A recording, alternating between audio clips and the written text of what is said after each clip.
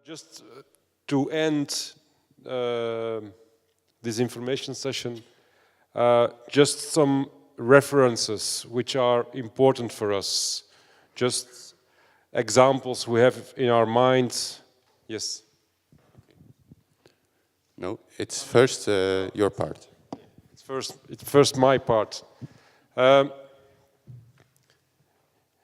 Long time ago, in the time of Peter Bruegel, the old, people were playing on the public space, just on a very simple way, but they were playing together, without any specific infrastructure, but they were just playing together, without almost nothing.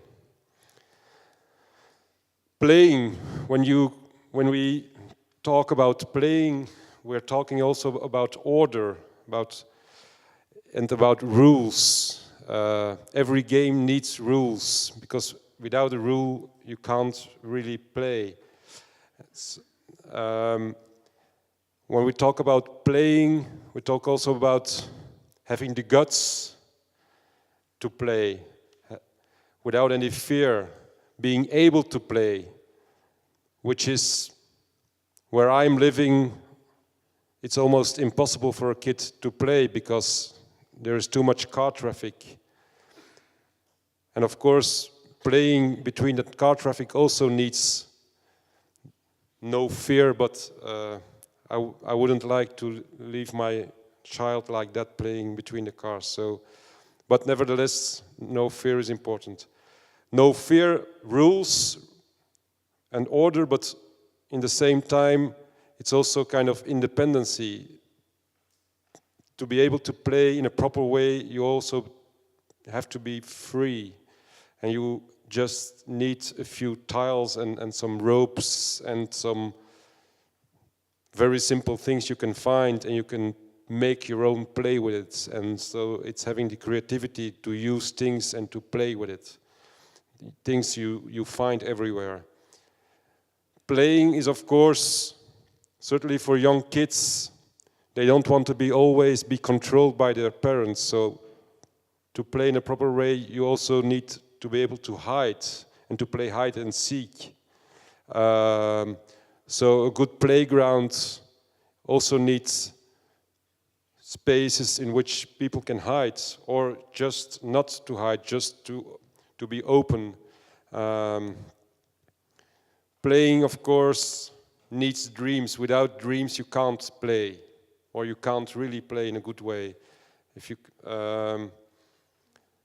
playing in a city and this kind of projects can't just be imposed.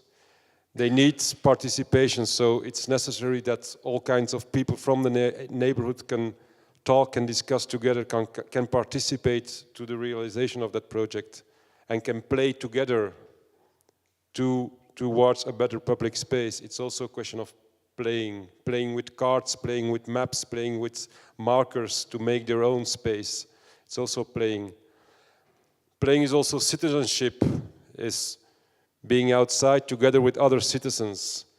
It's dealing with each other. Playing is action, but it's also interaction. Playing on your own, sometimes it's nice, but mostly everyone prefers to play together with someone else and to be interconnected, to be in interaction with someone else. To give a kick to someone. It's something, sometimes, or most of the times, it's really nice to give kicks to someone. I like to kick people. And of course, playing is dealing with challenges. It's trying to do something. It's be challenged to do something. So, but this is also kind of challenge, of course. The challenge of meeting each other in the public space, being together, having your own kind of private living room outside of your own private living room in the public space, together with other people. Although you can also just have your private laptop on your laps. Playing is, of course, also doing things together, growing up together, working together, to to do things. And of course, when we talk about playing, we also talking about frontiers and going beyond your own frontiers. It's going further than what you thought you could do. So that's also being able to lift up very heavy things, although this thing isn't really heavy, just I did it myself, and I could lift it up also. Playing is also about it's also spontaneous. If you don't have the ability to be spontaneous, if you're too closed up in all kinds of things, you can't play. So it's also just go with the flow. But of course, it's also the relaxation. Sometimes it's also just nice to lay down and to watch the sky and to watch other people playing. Every playground, every one who plays likes also that there are other people around who sees someone else playing in a very relaxed way.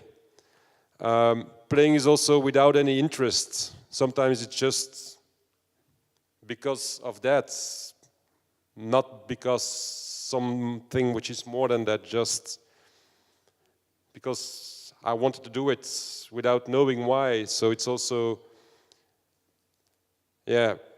breaking up lines and doing something new with lines. And now it's back to Roland with a few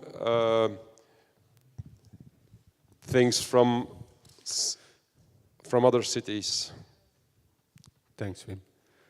Yeah, before you all leave the room or fall asleep, I just wanted to add one thing, showing you very quickly 4 examples, because it's about a lot of things, as Wim said, but it's for sure, it's not only games. You can also play the city, playground, change, make things playful, make things nice to gather, and so on. So it's about places too. And first example is a typical non-place. It's achterna from the Dutch architects, NL Architecten, in the suburbs of Amsterdam, where they transformed a typical non-place, a place underneath a large infrastructure as a highway, into a place to gather, an urban place, including typical urban sports and skating infrastructure for you, but also with some commercial activities, supermarkets and a flower shop, and with this kind of sports facilities.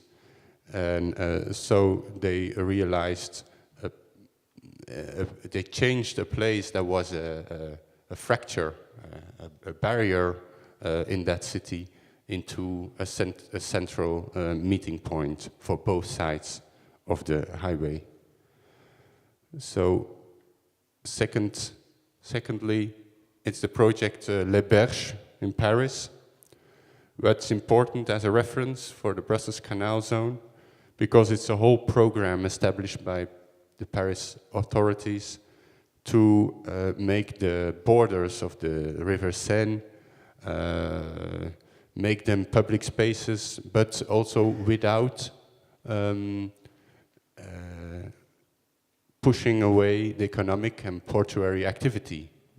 Not in the real city center, but there were still economic activities along the Seine River. They set up activities that could be temporary, that could be used in weekends, in the evenings, or on moments where the portuary activity was not active. So it was a double use of space in a lot of situations. And I show you just an example how an architect, ASI architecture, I don't know it, but it's a nice intervention. It's how they played with a modular system of objects, and they created benches, or you could make an amphitheater, or and then they added also a concept of containers as an info point, or to stock things, or to meet inside, together with also a modular system of tables, which is not on the image. I selected, but it slipped out. I think you can see that this place is occupied, but can also be used and be changed for other uses. You can imagine there more formal events, other kind of activities, and the interventions take into account that this kind of spaces in the city are changing. And it's about playing, about sports, but it's also about meeting in public space in order to find a future. And it's about searching for education, employment, in search for an employment. For instance, this is a very interesting project in Zurich, Dynamo Werkstatt, a metal workshop that was installed next to a cultural meeting, a cultural point for young people. That didn't function very well. And then they invested in programs of education, formation, and arts and craftsmanship. And they installed a pavilion where you can hire materials for metalwork, and you can follow courses, but it's not in the back of a very dark old industrial building. It's in the middle of the city. It's outside. It's showing itself to the urban life, and it's a very nice example how you can through architecture, create a kind of urban economic life and educational life to bring people together and to make the future of a city. I do it really very quickly, but you can of course check internet and so on to find more about these projects and other projects. But fourth one I wanted to show is very important because it's a project of artistic interventions, but also along a river, the Loire. But it is a biennial art event on a metropolitan scale between Nantes and Saint-Nazaire, where they didn't limited their focus to the classic, what we know as classic historical compact city, where people come together, where tourism is most concentrated. They, through the figure that makes the series of interventions, they create also a kind of a mental map that connects these two cities, Nantes and Saint-Nazaire, which is in a lot of context, which is also the reality of the contemporary city. So I would also invite you to think not only in the central quarters of the city, but relate that to the metropolitan reality of Brussels and the region of cities surrounding Brussels. So you see here some nice examples of interventions that are in itself not really doing a lot more than being an artistic intervention, but as a series of interventions, they express an urban reality and they make you think and look differently to our spatial environment. So thank you.